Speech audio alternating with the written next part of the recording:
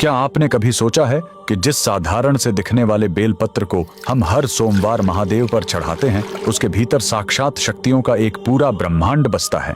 आखिर एक बेल के पत्तों में ऐसा क्या है कि उसे चढ़ाते ही महादेव का रौद्र रूप शांत हो जाता है? स्कंद पुराण में छिपा है वो रहस्य जो बताता है कि बेलपत्र कोई साधारण वनस्पति नहीं, बल्कि माता पार्वती के पसीने की बूंदों से जन्मा एक दिव्य कवच है। वीडियो के अंत तक बने रहना, क्योंकि आखिरी हिस्सा आपको बताएगा कि बेलपत्र के 3 पत्ते असल में किन 3 महाशक्तियों का प्रतीक हैं। इस अलौकिक गाथा का आरंभ होता है मंदराचल पर्वत से, जहां माता पार्वती कठिन तपस्या में लीन थीं। तप की अग्नि इतनी प्रचंड थी कि उनके मस्तक से पसीने की कुछ बूंदें धरती की कोख में जा गिरी। उन्हीं दिव्य बूंदों के अंश से एक अद्भुत वृक्ष उत्पन्न हुआ, जिसे स्वयं माता पार्वती ने बिल्व वृक्ष का नाम दिया। लेकिन रुकिए, इस वृक्ष की असल शक्ति इसके बाहरी रूप में नहीं, बल्कि इसके कण कण में बसे देवत्व में है। स्कंद पुराण के अनुसार बेल वृक्ष की जड़ों में स्वयं माता गिरिजा और राधा रानी का वास है। इसके तने में देवी महेश्वरी निवास करती हैं, तो इसकी शाखाओं में दक्षायणी की शक्ति बहती है।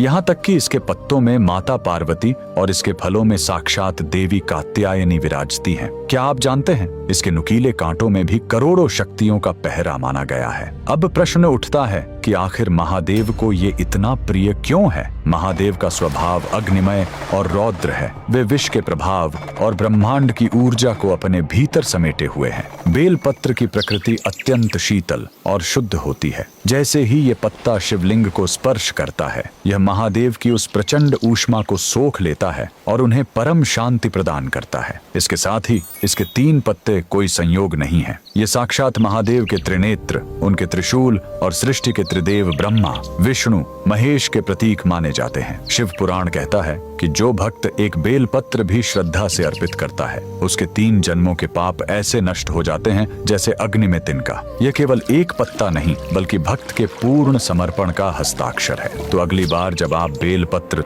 तोड़े या चढ़ाएं, तो याद रखें, आप प्रकृति का एक अंश नहीं, बल्कि साक्षात शक्ति का स्वरूप महादेव को सौंप रहे हैं। अगर आप भी महादेव की इस दिव्य शीतलता के भक्त हैं, तो कमेंट्स में हर हर महादेव जरूर लिखें।